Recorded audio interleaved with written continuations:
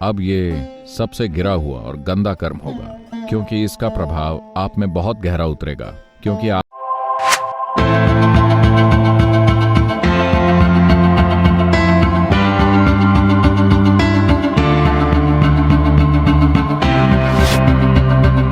कर्म मतलब कार्य। 4 तरह के काम किए जा सकते हैं: शारीरिक, मानसिक, भावनात्मक और ऊर्जा द्वारा। इन सभी में ऊर्जा द्वारा किया गया काम सबसे महत्वपूर्ण है, सबसे लंबे समय तक रहता है और सबसे ज्यादा मुक्त करने वाला भी, अगर सही तरीके से किया जाए तो।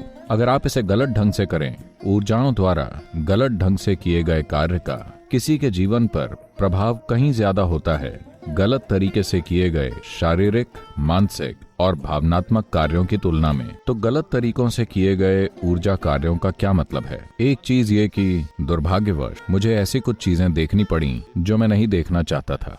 Certain people trying to misuse कुछ लोगों ने, जिनकी ऊर्जाएं थोड़ी लचीली हो गईं, कुछ खास तरह के योग अभ्यास से या खास तौर से किसी एक विशेष दीक्षा से उन्होंने उसका गलत उपयोग करने की कोशिश की। ऐसे कुछ ओवर स्मार्ट लोग हैं, जब आप उन्हें दीक्षित करते हैं और जब ये हाल ही में हुआ हो और वो ऊर्जा से फूट रहे होते हैं, तो वो इसका इस्तेमाल किसी और चीज के लिए करना चाहते हैं। वो इससे किसी पड़ोसी को इम्प्रेस करना चाहते हैं, या कुछ पैसे बनाना चाहते हैं, या और किसी चीज के लिए जिसे उनकी खुशहाली के लिए भेंट किया गया था, उन्होंने उसके इस्तेमाल की कोशिश किसी और चीज के लिए की। या एक बेहतर उदाहरण ये होगा, देखिए, आप किसी नकारात्मक काम को कई तरह से कर सकते हैं। एक तरीका ये कि आपने यहाँ बैठे हुए सोचा कि किसी को जिसे आप पसंद नहीं करते उसे मर जाना चाहिए, या उसे आप कैसे मारें, ये तक सोच लिया। इसका आप पर एक स्तर का प्रभाव होगा। एक दूसरे स्तर पर आपने बस सोचा ही नहीं, इसके साथ एक तीव्र भावना भी जोड़ दी। अब इसका आप पर कहीं ज्यादा प्रभाव होगा। आपने इस विचार और भावना पर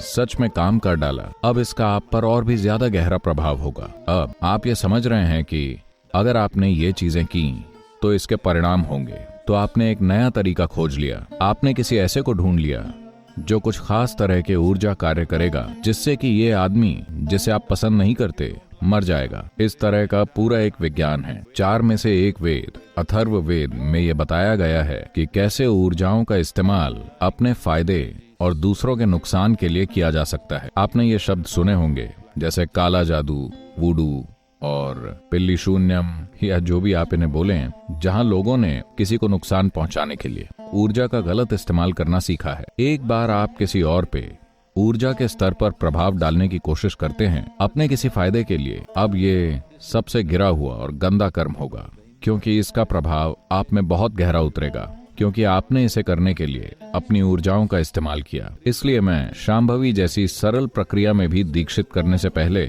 आपको इस दुनिया की माँ बनने के लिए कहता हूँ, ताकि आप कभी भी इसका दुरुपयोग ना करें।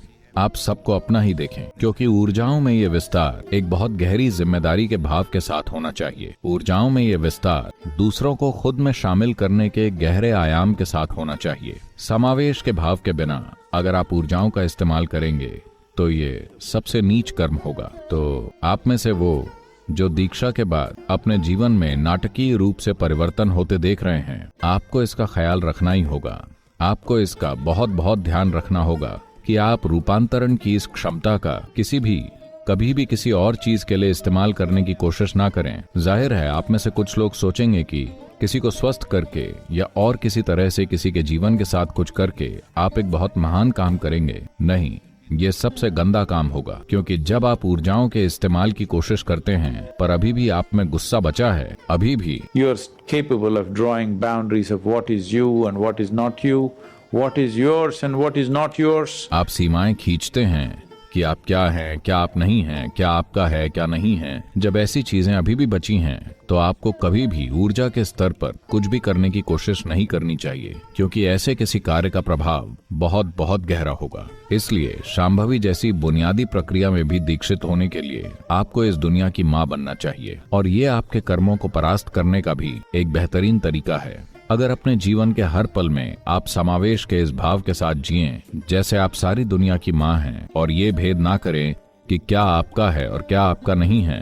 अभी शायद आप में ये भेद बचा रहे कि क्या आप हैं और क्या आप नहीं हैं, पर कम से कम अगर आप क्या मेरा है और क्या मेरा नहीं है इसे खत्म कर दें, तो आपने अपने कर्मों की गुत्थी को 90% सुलझा लिया। मेरा विश्वास कीजिए, 90%। कर्मों के सभी आयामों में से आपने 90% सुलझा लिया। बाकी 10% के लिए मैं हूं।